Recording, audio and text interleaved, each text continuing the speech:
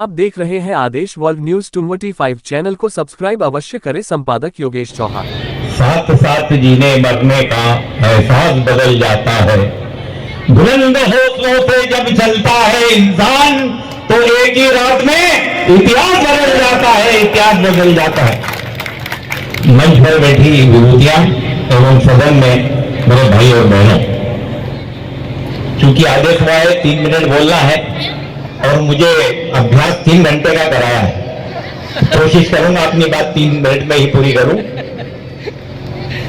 भाइयों, आज भगवान सहस्त्रार्जुन का जयंती दिवस है।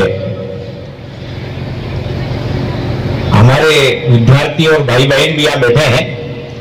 मैं कुछ 1 मिनट में भगवान के बारे में आप लोगों को बताना चाहता हूं कि आप लोगों को मालूम होना चाहिए कि हम किसकी संतान हैं, हमारी रूह में किस महापुरुष का खून।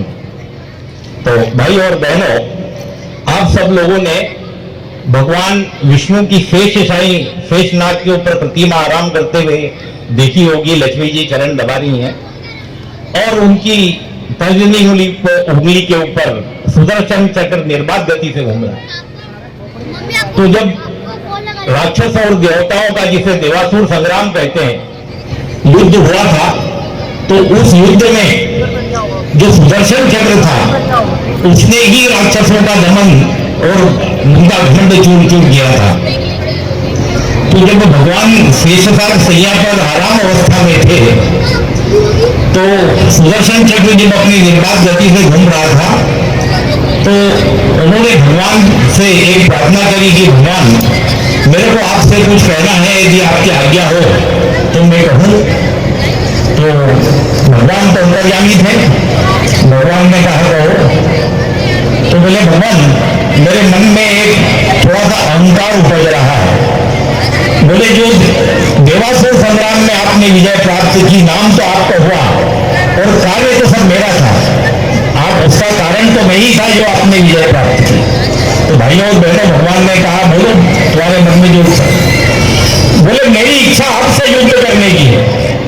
सुदर्शन चक्र बोलते हैं कि मेरी इच्छा आपसे युद्ध करने की है। तो भगवान ने कहा, तथास्तु, लेकिन सुनो कि तुम्हारी ये इच्छा मैं त्रेता युग में पूरी करूंगा।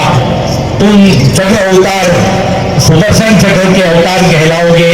भगवान सहस्त्रार्जुन के रूप में महिष्मती पर जन्म लोगे और मैं स्वयं नारायण परशुराम के रूप में इस पृथ्वी पर आऊंगा। तो तुम्हारे मेरे युद्ध की परिणति बिल्कुल तय है।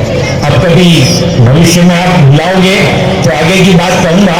केवल अभी आज इतना जाने विस्तार से कि महाबली भगवान सम्राट चंद्रवर्ती राज राजेश्वर सहस्त्रार्जुन का जन्म महेश्वर में हुआ और उनके जैसा शक्तिशाली मानव इस धरती पर नहीं हुआ, जिन्होंने अपनी भुजाओं से नर्मदा की धाराओं को रोक दिया हो, जिन्होंने रावण जैसे शक्तिशाली, जिसको मारने के लिए स्वयं भगवान नारायण ने जन्म लेना पड़ा, उस रावण को भगवान ने अपनी एक भुजा में दबाकर 6 महीने कैद खाने में डाल दिया था। तो उनकी शक्ति का अंदाजा लगा सकती है। ऐसे महाबली पुरुष की आप संतान हो। भाइयों और बहनों, समय का तकाजा है। मुझे मुख्य बात जो हमारे बीच बैठी है साक्षी ने कही, वह बात मैं कहना चाहता हूं कि ये कलचुरी वंशियों का तुम्हारा अपना इस 10वीं और 12वीं शताब्दी तक इस पूरी वसुंधरा तक कलालों का राज था, जिन्हें कलचुरी इतिहासकारों ने कलचुरी वंश के नाम से साहित्य में लिखा है। उस शताब्दी पर लेकिन षड्यंत्रकारियों ने हमें छोटे छोटे टुकड़ों में खंडित कर हमें अलग अलग वर्गों में बांटकर हमारे राजपाट को छीन लिया गया। यदि तुम चाहते हो कि तुम्हारा वो गौरव तुम्हारे बच्चों को मिले, जिस प्रकार तुम्हारे पूर्वज उस शान बान आन से रहते थे, तुम यदि चाहते हो कि तुम्हारे बच्चे उसी शान को प्राप्त हो, तो तुम्हें क्या करना पड़ेगा? जो बहन साक्षी ने कहा, तुम्हें बच्चों को उच्च शिक्षा दिलानी पड़ेगी। यदि तुम चाहते हो बच्चों को तुम्हारा गौरव इस देश में, दुनिया को कलाल के बच्चों को लोग सम्मान से देखें, तो तुम्हें अपने पेट की 2 जून की रोटी एक समय खाना हो तो खाना बहनों, लेकिन बच्चों को उच्च शिक्षा दिलाना। यदि बच्चों को तुमने उच्च शिक्षा दिला दी तो तुमने तुम्हारे कर्तव्य का काम पूरा कर दिया। तुमने अपने माँ बाप होने का, अपने बड़े भाई होने का कर्तव्य पूरा कर दिया। देखो, एक उदाहरण बताता हूं उच्च शिक्षा का। बेंगलोर में एक राजस्थान के एक व्यक्ति हैं एक बैंक के अंदर चपरासी लगे, मुझे सामाजिक दौरे में एक बार मिले कि भैया मैं भी आपके समाज का व्यक्ति हूँ। मैंने कहा बहुत अच्छा भैया, आपका बेटा क्या करता है, परिवार क्या करते, कब आ गए? बोले मुझे 30 साल पहले यहाँ बेंगलोर में एक बैंक में चपरासी की ड्यूटी मिली, मैं आ गया हूँ। वो बेचारे साइकिल चलाते थे, लेकिन उन्होंने साइकिल पर चलाते चलाते अपने बच्चे को उच्च शिक्षा दी। भाइयों और बहनों, तुम्हारे बीच का कलाल बच्चा, उस चपरासी व्यक्ति का बच्चा IIM के अंदर 3rd पोजीशन और IIT के अंदर 2nd रैंक पर पास हुआ। उसको एक मार्गर स्टैनले करके कंपनी है, जो बच्चे पढ़े लिखे जानते होंगे, उसने कॉलेज कैंपस से ही उसको 1.25 करोड़ रुपए साल का पैकेज दिया। कितना? ये शिक्षा का दम था कि 1.25 करोड़ रुपए साल के स्टार्टिंग पैकेज को बालक गया।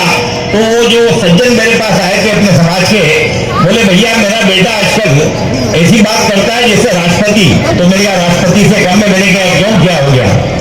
बोले भैया मेरे जन्मदिन पर उसने एक क्रेटा कार आती है मीडियम क्लास की, एकदम छोटी कार भी नहीं है, आज 22-23 लाख रुपए की कार है। तो बोले मेरे को जब क्रेटा नई नई बाजार में आई थी 6-7 वर्ष पूर्व, तो बोले भैया उसने कहा कि पापा मैं जन्मदिन पर आपको एक विशेष भेंट देना चाहता हूं। तो मैंने कहा बोले बेटा बोल, दे दे तेरी जो इच्छा हो। तो बोले मैंने आपके लिए क्रेटा सैंक्शन कर दी। तो बोले वो राष्ट्रपति और मुख्यमंत्री सभी का ऑर्डर करता है कि ये सैंक्शन। तो भाइयों और बहनों, एक तो शिक्षा की मैंने आपको महत्व बताया, दूसरी एक और मेरे मन में पीड़ा है जो आपके साथ में नवयुवकों से शेयर करना चाहता हूं, और जो माता पिता हैं वो अपने बच्चों को उस क्षेत्र में आगे बढ़ाएं कि मैं पूरे देश का भ्रमण करता हूं, तो औद्योगिक क्षेत्र में, इंडस्ट्री के क्षेत्र में काम करने वाले अपने समाज के लोग बहुत उंगलियों में गिनने लायक। इसमें स्काई इज द लिमिट, अनंत है इसके अंदर जो प्रोग्रेस करने की क्षमता है। तो भाइयों और बहनों, अपने बच्चों को सरकारी नौकरी, प्राइवेट नौकरी के अलावा औद्योगिकरण के और भी प्रेरित कीजिए। आपके जेब में पैसे हैं या नहीं है, इससे उद्योग का कोई लेना देना नहीं है। उद्योग लगाने के लिए केवल एक साहस की, एक इच्छा शक्ति की जरूरत है, वो आपको अपने बच्चों को देनी है।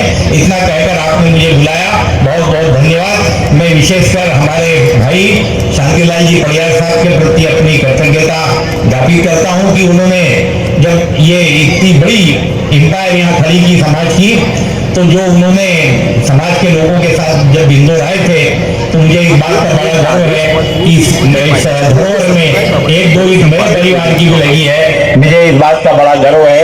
जय भारत, जय कलाल समाज। धन्यवाद। बहुत बहुत शानदार।